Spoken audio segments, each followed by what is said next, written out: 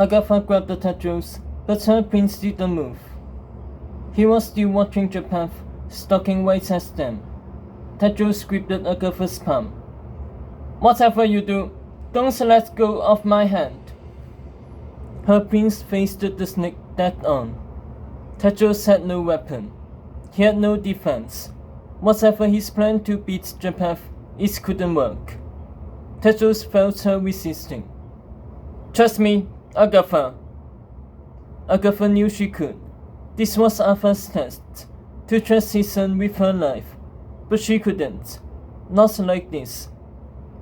"We have to run," she thought, pulling Tattoos away. Her prince held her in place. "Trust me." Japath started sprinting at them.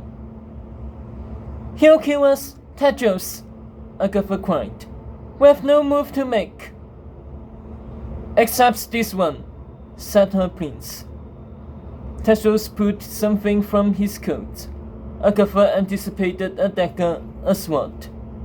Instead, the prince produced a dirty mirror. "That's your plan?" Agatha gasped. "Consider it a detour," said Tattoos. Japath wasted his sword to kill them, both of them. Tattoos flashed the glass at the snake. Moonlight reflected between Japath's eyes. His tattooed face caught squarely in the mirror. Then Agatha felt herself falling. Her prince's arms wrapped around her like two webbies down a hole. Tattoos, snake eyes. "Where are we?" Agatha asked. Tattoos couldn't see anything, his arms still around his princess. There was no sun-gold light this time. They had fallen straight into darkness before sliding into dry, scratchy earth. It smelled oily and rank, like fish gone bad. "We are inside his sequence," said Tattoos. Agatha put away. "What?" She sparkled her glow, casting it around. They were in a tunnel, made of screens. The ceiling, the floor, the walls, all of it was a mass of dead, desiccated ills, black and briny, packed with match. Tattoos rose, shining his own glow behind them. No visions or clues, no window into the snake's heart, just more endless tunnels, more darkness and screams. "Is something wrong with the mirror?" Tattoos worried. Did it not work outside the cave? Was that the genie's revenge, trapping them inside someone else with no way out? A someone else that just happened to be their nemesis? "How are we inside his sequence?" said Agatha, still in the fog. "A magic mirror I picked it up from the genie's cave," Tattoos said quickly, masking his panic, trying not to tell his princess that he just locked them inside the snake's soul.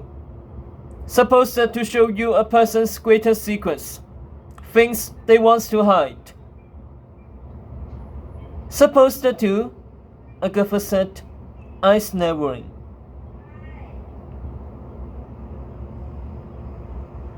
"Like it showed me the genie's secret word to escape his cave, and it showed me my mother so happy with Lancelot that she never really wanted me back in her life."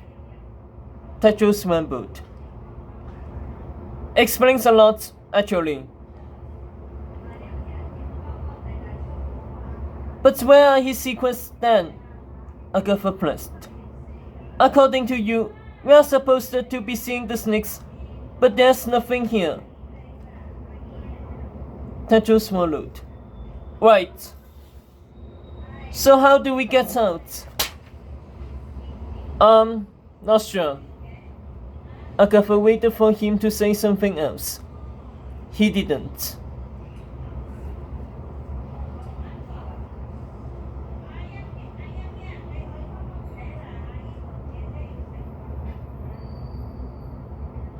Her cheeks flushed as if about to unleash on him for his foolishness, for his failure to think through things, a big, fat "I told you so" speech that she surely was holding in about his impertinence and poor instincts, about all his other shortcomings as a man.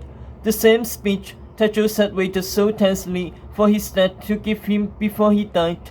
The speech that never came, but instead lived in the prince's own head day after day, now at last to be spoken out loud by his princess.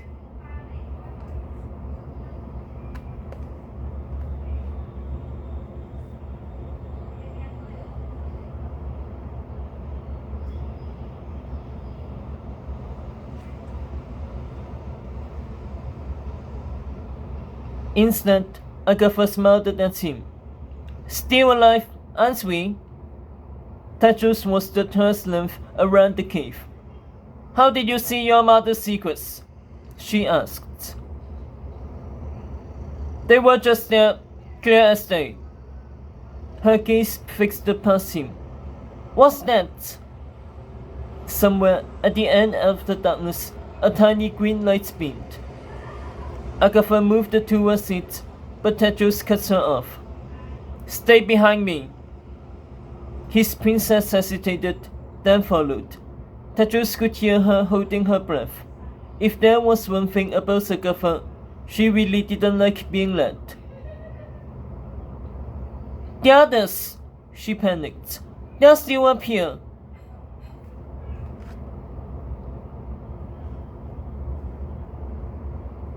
"When I went in the mirror before, I returned without losing time.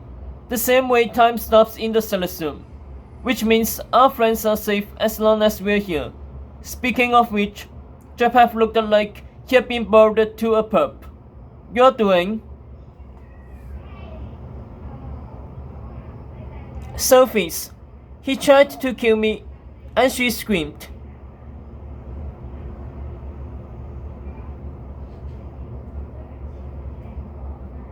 Tedros simmered.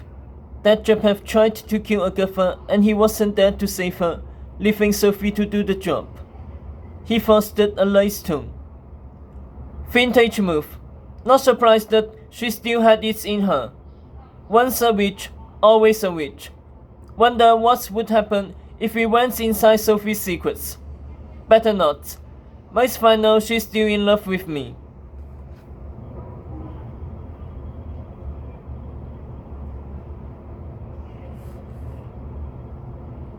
"Should rather marry Japheth." There was no levity in Agatha's voice. Instead, she looked crestfallen. "We were so close to killing him, Tedros.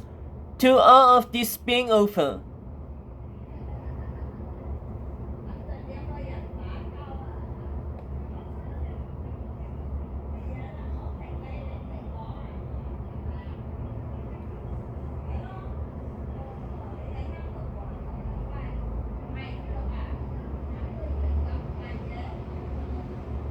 "It wouldn't be the end, even if you did," said the prince. "Killing Japheth might have made you the hero, Agatha, you and Sophie, but it wouldn't have made me king. You said it yourself at the palace. I need people to believe I'm the lion. There's only two ways to do that: win the tournament, or expose Japheth as a fake."